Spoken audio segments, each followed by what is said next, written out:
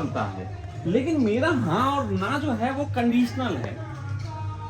और वो कंडीशन है मेरे को आनंदित रखने वाली कंडीशन। जब मैंने कहा कि मैं ध्यान करता था सिर्फ इसलिए कि अच्छा लगता था, और छोड़ क्यों दिया? क्योंकि बिना ध्यान करे अच्छा लग रहा है। आप मेरी बात समझे? तो ध्यान के कर्म से मैं क्यों छूट गया? क्योंकि अब तो अच्छा लग ही रहा। अब जबरदस्ती आंख क्यों बंद करनी? जब आंख खोल के भी वही मजा है जो आंख बंद करके है, तो फिर आंख बंद और खोलने का अर्थ नहीं रह गया। इसी तरीके से मैं, अब इन्होंने पूछा कि वो क्या है, तो बस यही है कि इस चश्मे को उठाया, ऐसे पहना और ठीक है, बस इतनी सी बात है। अगर यहाँ पे भोजन है तो वो पूरा है, और अगर यहीं पे अभी कोई गंदगी है तो हट, मतलब वो भी पूर्ण है। तो मेरा तो भाई यही है, अभी मेरा अपना है। मैं ये नहीं कह रहा हूँ कि मेरा ये कोई थोप ले अपने ऊपर, मेरा अपना यही है, और ये मुझे आनंदित करता है, ये मुझे आनंदित करता है। कई बार लोग मुझसे ऊपर एक आरोप लगाते हैं, थोड़ा सुनना। कई बार लोग ये आरोप लगाते हैं, कभी ये सन्यास की बात करता है, कभी ये ध्यान की बात करता है, कभी ये आदमी जो है वो योग निद्रा करवाने लगता है, कभी ये आदमी जो है वो बिजनेस करने लगता है, कभी ये आदमी क्रांति करने लगता है, कभी ये आदमी कुछ भी ऐसे बोल दो कि सगा परिवार करने लगता है। चलो, मैंने सब बोला। आज की तारीख में मैंने जितनी बातें बोली थी, तुम ये बता दो क्या यहाँ सबका समावेश है कि नहीं है?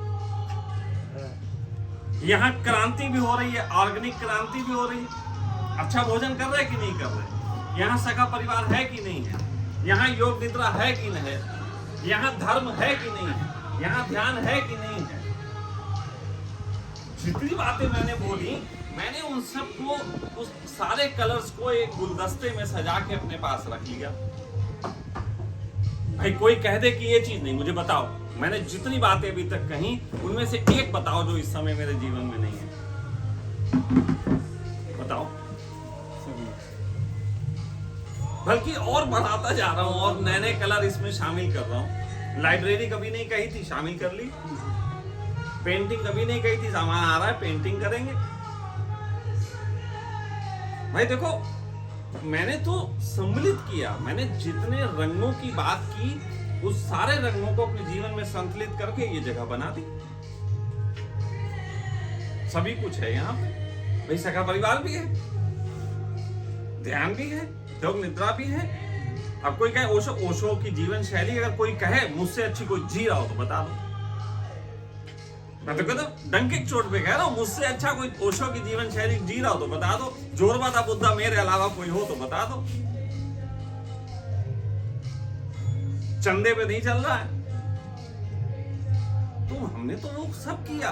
हाँ, ये जरूर है कि जब मैं कह रहा था लोग समझ नहीं रहे थे, मैं उसको साइड में कर रहा था, बढ़ रहा था। धीरे धीरे मैंने उन सारी चीजों को जो मुझे अच्छी लगती थी, मैंने सब जोड़ दी। कौन सा रंग है जो मैंने नहीं जोड़ा? अच्छा बताओ, कौन सा रंग है? तुम यहाँ आए, एक बात भी तुम्हें ऐसी लगी जो गलत यहाँ सिखाई जाती हो? तो एक बात बता दो, एक बात हमें कोई बता दे जो मैंने गलत सिखाई हो। ध्यान का विरोध किया हमने तुमसे? कभी ओशो का विरोध किया तुमसे? हमने कभी कुछ कहा कि ये नहीं करना चाहिए? व्यर्थ मत करो। अगर मस्त रह के करो तो ठीक है, चे चे पो पो कुछ नहीं। हमने लोगों को कह दिया, हटा दिया सब रजनीश को, फोटो आज भी लगा। हाँ ठीक है। अब देखो एक बात समझो, ये है पप्पू बैठे हैं, ये यहाँ ये बैठे। जब मैं मंच पे चढ़ता था तो इतना सख्त होके चढ़ता था नियमों के तहत। भाई देखो, ध्यान के एक नियम और सब होते हैं। मैंने पप्पू को भी डांट दिया, दिव्या को भी डांटा, इन्हें भी डांटा, रजनीश को भी डांटा, कई बार तो इन्हें भी डांट दिया। वहां मंच पे बैठा जो रोल निभाता था सबको डांट देता था। अच्छा, ये डांटे से नाराज हो जाते थे सब। तो मुझे धीरे धीरे लगा यार कि मैं तो एक ईमानदार रोल निभा रहा हूँ और इससे सब नाराज हो रहे हैं। तो माँ चुदाए ऐसा रोल भोसड़ी के जिससे सब नाराज होते हो, छोड़ो ये रोल। अच्छा, उसके बाद से पप्पू से कभी कुछ कहा? उसके बाद किसी से कुछ नहीं कहा, कोई नाराज नहीं है।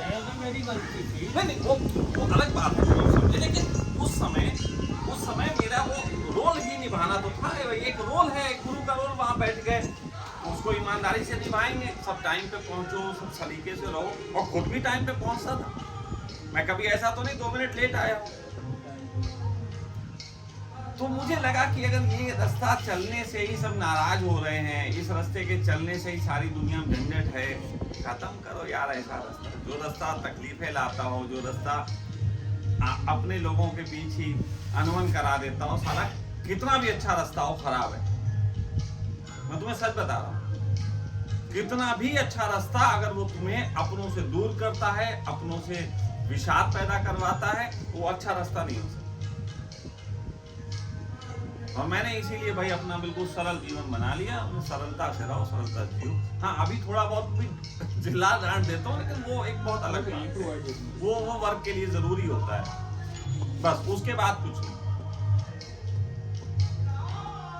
पता क्या किसी से लेना देना। हम तो यहाँ मस्ती का जीवन जी रहे, यहाँ इतने गांव वाले आते हैं, इतना घूमते हैं, हमें अच्छा लगता है कि चलो ये खुश हुए, वो बच्चे वहाँ खेल रहे हैं, अच्छा लगता है कि चलो अपने आए घूमे खेल रहे हैं। पुराने की कुछ आए थे पहले तो स्वामी जी आए थे पहले से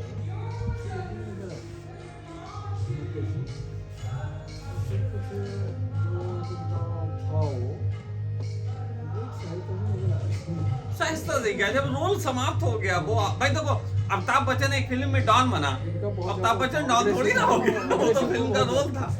एग्रेसिव था ना बहुत ज्यादा। भाई एग्रेसिव क्या, देखो सीधी सी बात, ये मंच पे बैठा मुझे एक जिम्मेदारी है कि वहां लोगों को ध्यान, आप आके तो ध्यान करना चाहते हो, लेकिन आपको ध्यान घटे ये आप सोचते नहीं।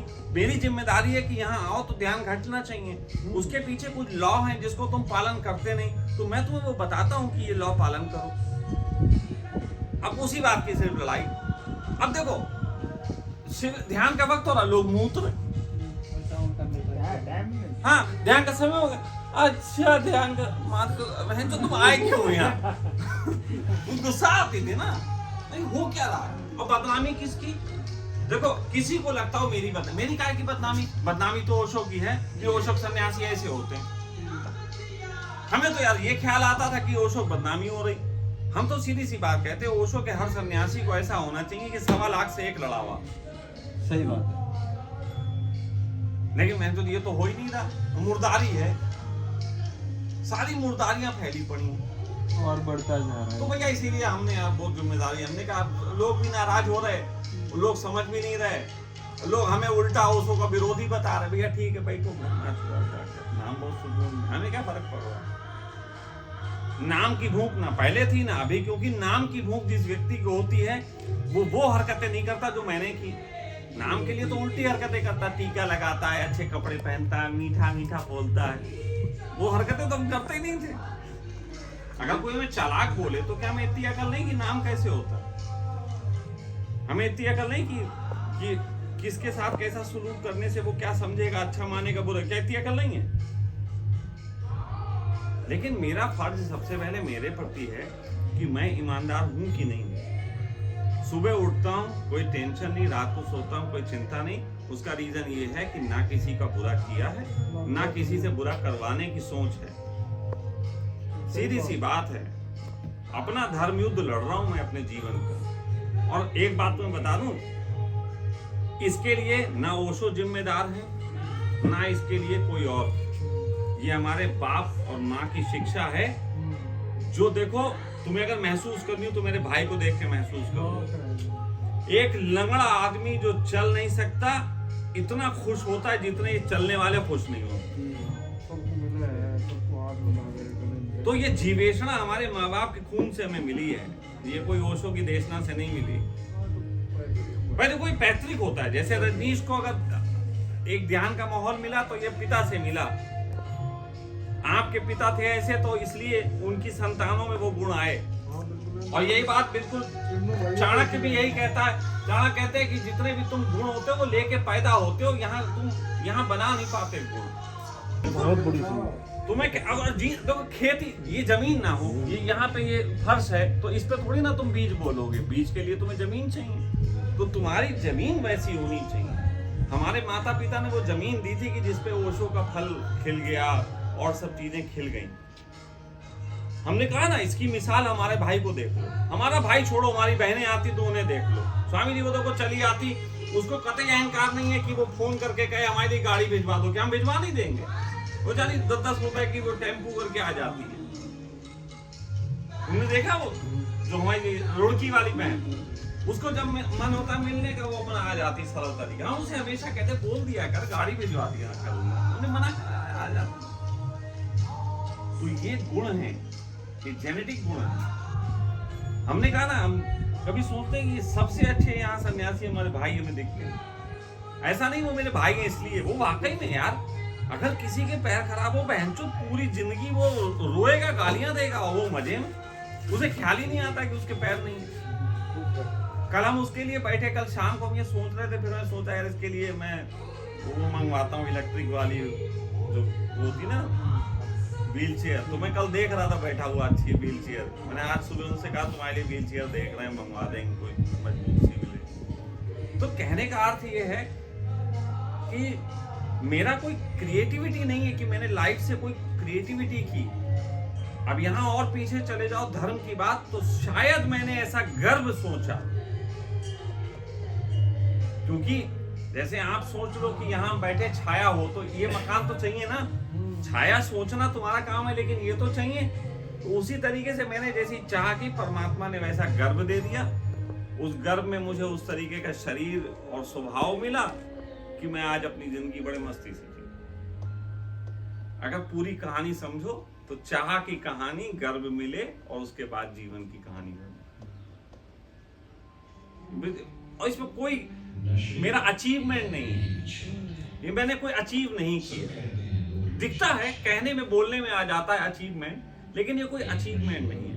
ये तो बहुत पहले धीरे धीरे कोई कर्म करते रहे, फिर अचानक जीवन में मिल गई चीजें।